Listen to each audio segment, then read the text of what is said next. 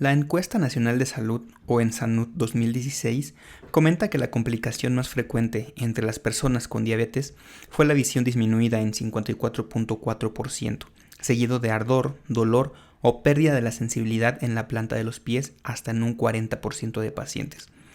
El 46.4% de los diabéticos no realiza ninguna medida preventiva para evitar o retrasar alguna complicación crónica, y es por eso que en este video hablaremos sobre las principales metas de control en un paciente diabético con base en las principales guías, ya sea la ACE y ya sea la ADA. Como ven, en México, las principales causas de mortalidad en número 1, con un 19.9%, se encuentran enfermedades cardíacas, seguidas de un 15.4% que es propiamente la diabetes, y en tercer lugar un 12.9% de tumores malignos. Y esto es gran parte del tratamiento que un paciente que vive con diabetes debe realizar, lo cual vamos a ir viendo durante la clase. Yo soy el Dr. Augusto, y si te gusta el contenido médico, considera suscribirte. En esta ocasión vamos a ver las guías de la ACE y la guía de la ADA. Comentaremos los principales puntos que la ACE toma en cuenta. Si quieres saber sobre diagnóstico y generalidades de tratamiento, puedes ver el video que se encuentra en la parte superior al terminar este video. Para comenzar, la ACE en su actualización del 2020 nos menciona 10 puntos esenciales en el tratamiento del paciente, y esto habrá que tenerlo en cuenta siempre.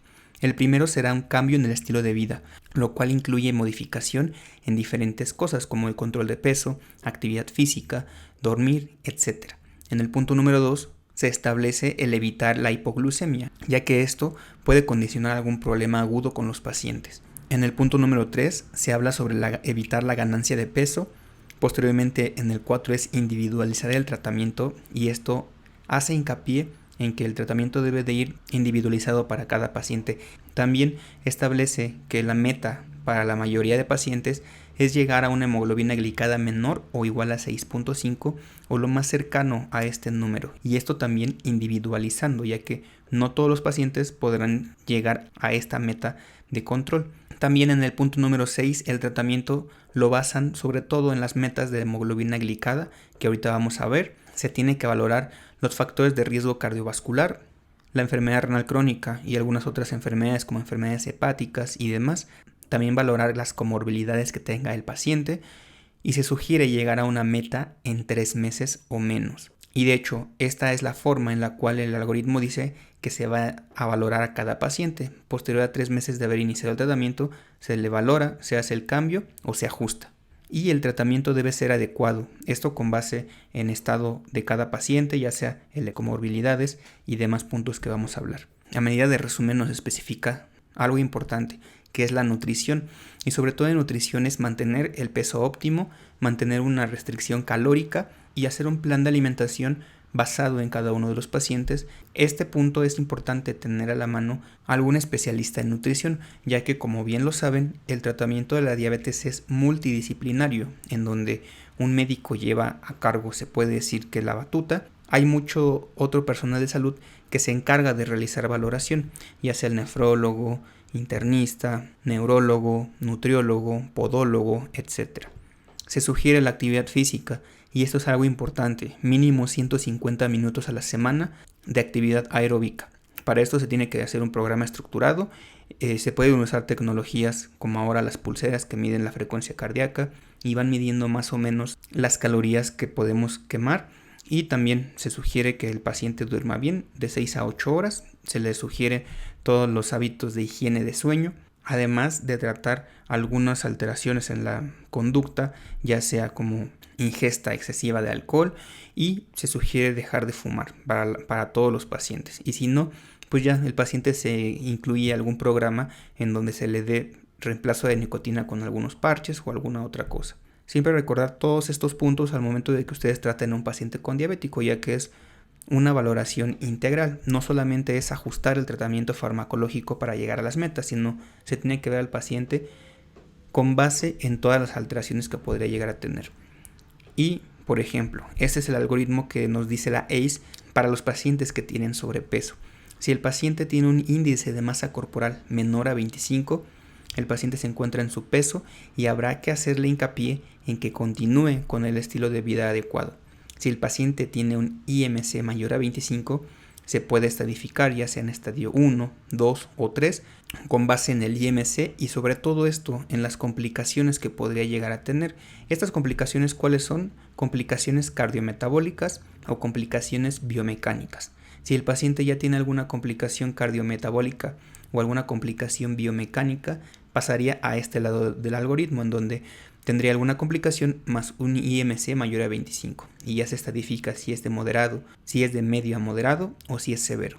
Si el paciente simplemente tiene IMC mayor a 25 pero no hay ninguna complicación cardiometabólica o biomecánica, puede entrar dentro de este rubro.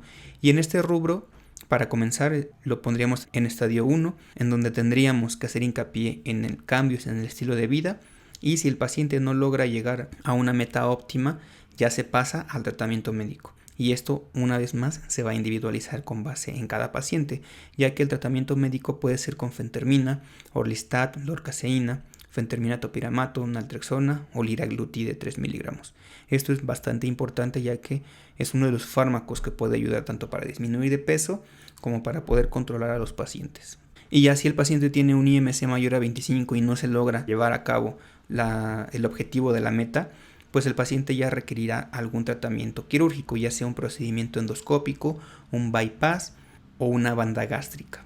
Y si el paciente no logra completar la meta después de todo esto, en el paso número 3 nos indica que se tiene que intensificar todo, se le tiene que hacer mucho más hincapié al paciente, ya que esto es la base de todo el tratamiento. Si ustedes dan tratamiento farmacológico sin poder impactar en todos los otros rubros, el paciente no va a poder controlarse y va a tener mayor complicación a largo plazo. Nos habla sobre el algoritmo de la prediabetes. Recuerden, en el video pasado hablamos sobre los criterios para poder diagnosticar prediabetes. Para saber si el paciente tiene prediabetes, vamos a usar estos valores, 100 a 125 de glucosa en ayuno o una prueba de tolerancia oral a la glucosa de 140 a 199 miligramos sobre decilitro. Si el paciente tiene prediabetes, nuevamente, cambios en el estilo de vida. Y de aquí se valora si el paciente tiene factores de riesgo cardiovasculares importantes o si el paciente tiene sobrepeso para poderle iniciar algún tratamiento con base en esto. Si el paciente tiene sobrepeso, podríamos pasar al algoritmo pasado en donde se le da orlistat, lorcaseína, fentermina, etc. ¿No? Entonces, si el paciente cae en este rubro y es prediabético, habrá que darle tratamiento para poder evitar que haya progresión y llegar a una glicemia normal, ya que si no se logra esta meta, el paciente puede progresar hacia una diabetes ya manifiesta. Y por otra parte, si el paciente tiene un riesgo cardiovascular muy alto, habrá que hacerle hincapié en el tratamiento para la dislipidemia y el tratamiento para la hipertensión. Además de que si el paciente persiste con hiperglicemia, que estos son los rubros que hablábamos, ya sea uno u otro o los dos, se puede englobar en esta parte del algoritmo. Si el paciente tiene prediabetes nada más con un criterio, ya sea una glucosa en ayuno mayor a 100, puede hacerse cualquiera de estos dos, intensificar la pérdida de peso o iniciar tratamiento con medicamentos a baja dosis, ya sea metformina o acarbosa, que la acarbosa solamente está actualmente valorada para pacientes que tienen prediabetes. Si el paciente tiene los dos criterios para la prediabetes, puede iniciarse ya tratamiento o considerar alguno de estos, ya sea un GLP-1 o una tiazolidinediona. Y posteriormente se valora al paciente para ver que continúe con las metas que se van a establecer en las siguientes diapositivas. Si el paciente tiene dislipidemia o hipertensión, pasamos a este algoritmo. Primero comenzaremos con dislipidemia. Nuevamente, cambios en el estilo de vida. Se le tiene que valorar el riesgo cardiovascular por la escala ASCVD y se le tiene que iniciar una terapia con estatinas si el paciente tiene un riesgo cardiovascular alto. ¿Cómo vamos a determinar el riesgo cardiovascular? Aquí ponen los niveles de riesgo: alto, muy alto o extremo, y en la parte de acá están los niveles de laboratorio, donde el principal va a ser la LDL. La LDL nos va a poder dar la pauta para iniciar el tratamiento. Con niveles de riesgo se refiere a los siguientes: si el paciente tiene diabetes menor de 40 años y un riesgo cardiovascular bajo, caería en este rubro. Si el paciente tiene diabetes y un riesgo cardiovascular alto, caería en este rubro. Y si el paciente tiene diabetes y ya tiene una enfermedad cardiovascular establecida, esto se refiere a que el paciente ya haya tenido infarto agudo al miocardio o cardiopatía isquémica, caería en extremo. Y estas serían las metas a las cuales los pacientes deben de llevarse. Y de tratamiento de elección, sobre todo van a ser las estatinas y cambios en el estilo de vida, que incluye ejercicio, alimentación adecuada y el tratamiento de las otras comorbilidades. Si el paciente tiene hipertensión, recuerden que los pacientes deben de mantener una presión menos de 130 de sistólica y menos de 80 de diastólica. Si el paciente tiene por arriba de esto, se le puede iniciar un fármaco para la presión, ya sea un IECA o un ARA, uno u otro, no ambos.